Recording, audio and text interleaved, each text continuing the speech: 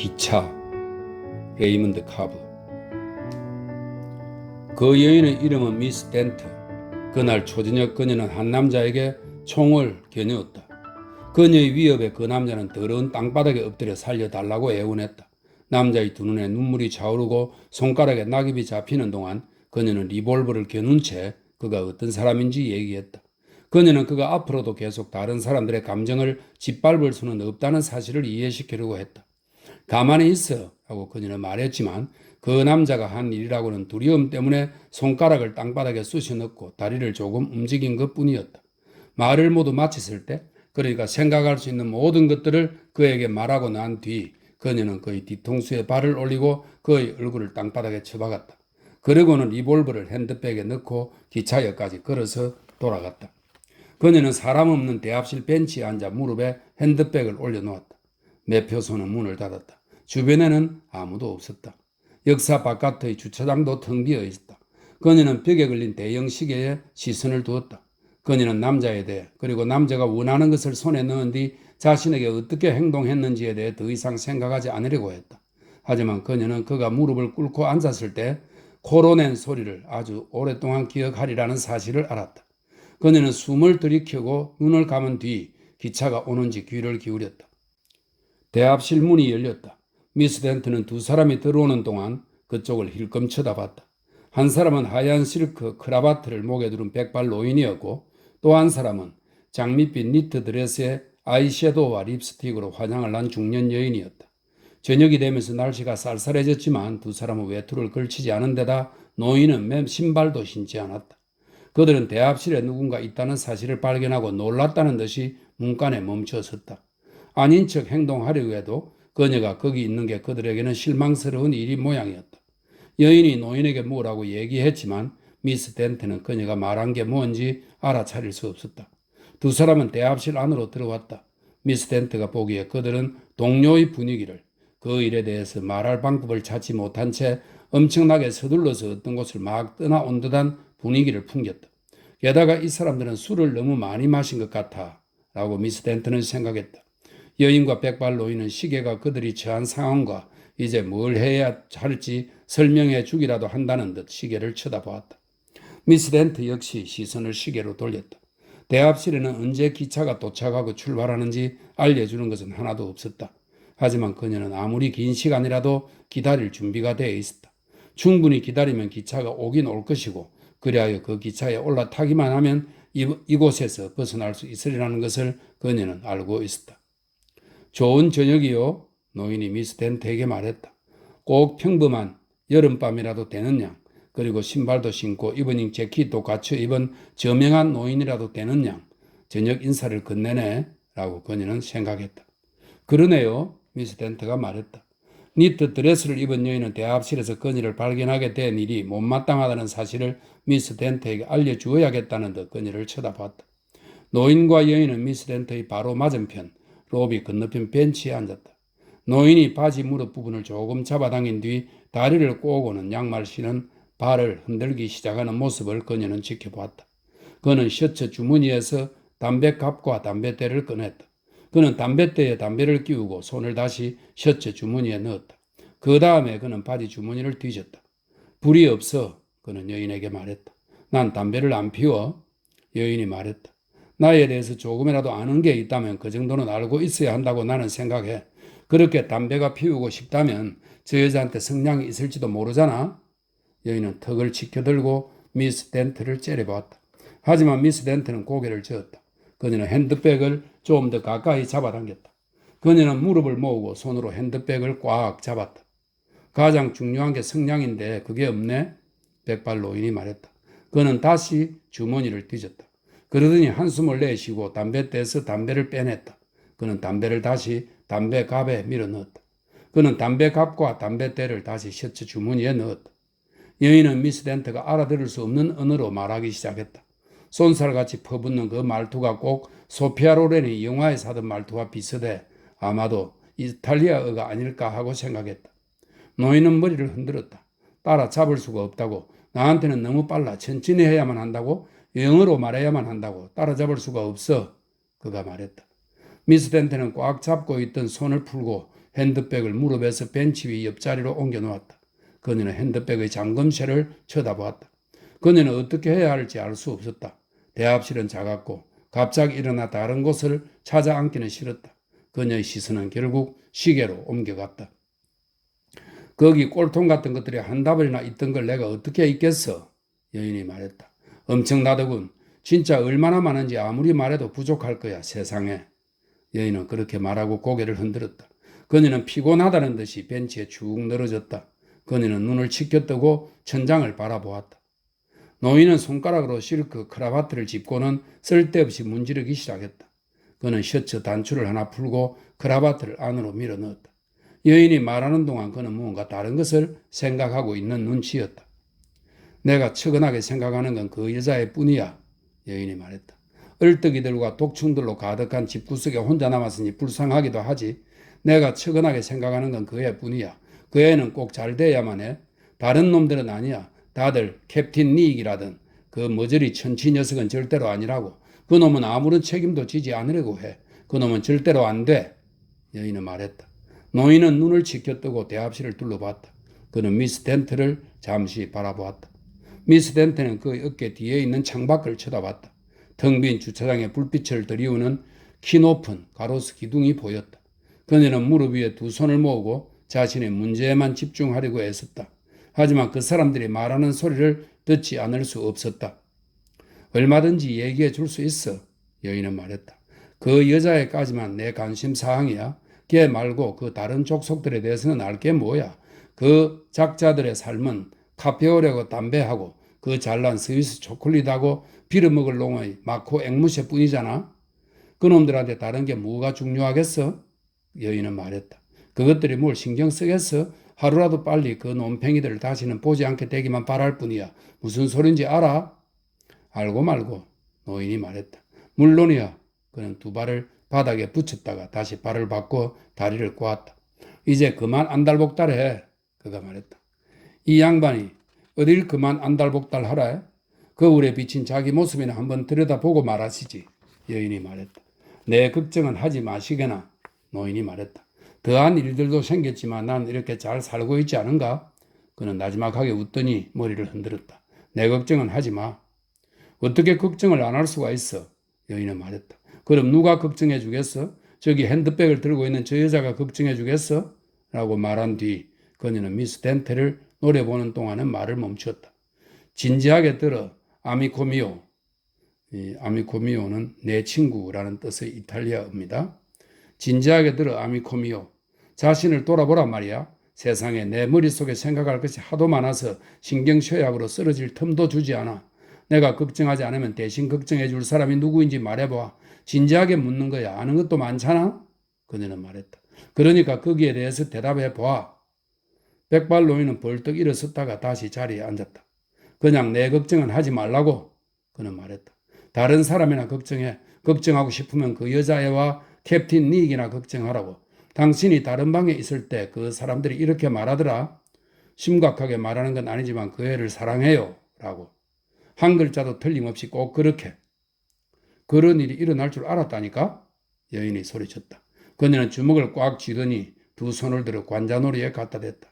당신이 나한테 그렇게 말할 줄 알았다고. 그렇다고 내가 놀랄 줄 알아? 하나도 안 놀라.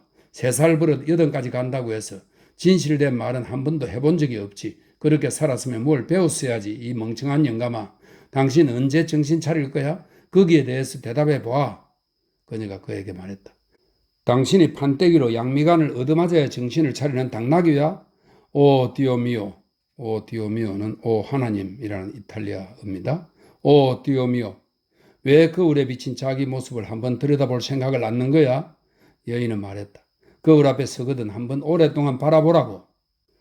노인은 벤치에서 일어나더니 음수대 쪽으로 움직였다. 한 손을 등 뒤에 둔 채 그는 수도꼭지를 돌린 뒤 몸을 숙여 물을 마셨다. 그러고는 몸을 일으키고 손등으로 턱에 묻은 물을 가볍게 닦았다. 그는 두 손을 등 뒤로 돌리고 마치 산책이라도 하듯 한가롭게 대합실을 걸어다니기 시작했다. 하지만 미스 덴터의 눈에는 바닥을, 텅 빈 벤치를, 잿더리들을 살펴보는 그의 시선이 들어왔다. 그가 성냥을 찾고 있다는 사실을 알 수 있었으므로 수중에 성냥이 없는 게 미안하기까지 했다. 여인은 노인의 움직임을 쫓아 몸을 틀었다. 그녀는 목소리를 높여서 말했다. 북극의 켄터키 프라이드 치킨이라니. 파카에다 장화를 신은 샌더스 대령이라니. 이 말은 KFC의 창립자 커넬 할랜드 샌더스, 즉 KFC 할아버지 모델이 바로 샌더스 대령이라고 하네요. 예. 파카에다 장화를 신은 샌더스 대령이라니. 도대체 그게 뭐야? 더 이상은 못 참겠구만. 노인은 대답하지 않았다. 그는 대합실 안에서 일주를 계속하다가 앞쪽 창문에 가서 멈추었다. 그는 두 손을 등 뒤로 하고 창문 앞에 서서 텅 빈 주차장을 내다봤다. 여인은 미스 덴트 쪽으로 몸을 돌렸다. 그녀는 드레스 소매 아래의 천을 잡아당겼다. 다음에 알래스카 포인트 배로와 거기 쭉 살아온 아메리칸 에스키모들에 대한 홈 무비가 보고 싶어지면 그 사람들에게 부탁할 거야. 세상에 그렇게 재밌을 줄이야? 어떤 사람들은 제 아무리 험한 곳이라도 마다하지 않지. 어떤 사람들은 자기 적들을 지루하게 만들어 죽이려고 하고. 하지만 당신은 거기 가볼 필요가 있겠어? 여인은 반박하려면 해보라는 듯이 미스 덴트를 맹렬하게 쳐다보았다. 미스 덴트는 핸드백을 집어들고 무릎 위에 놓았다. 그녀는 시계를 바라봤는데 시계 바늘은 너무나 천천히 움직여 전혀 움직이지 않는 것 같았다. 말수가 적으시군, 여인이 미스 덴트에게 말했다. 하지만 모르긴 해도 다른 사람 때문에 할 말이 생기면 그쪽도 꽤 말이 많을 거야. 그렇지? 하지만 당신은 새침대기야. 다른 사람들은 꼭지가 돌아버리도록 떠들어대는데 자기만 새침 떨면서 가만히 앉아 있겠다. 이 말이잖아. 내 말이 틀렸어? 깊은 물이라 이거야? 그게 당신 이름인가? 여인이 말했다. 사람들이 당신을 어떻게 불러?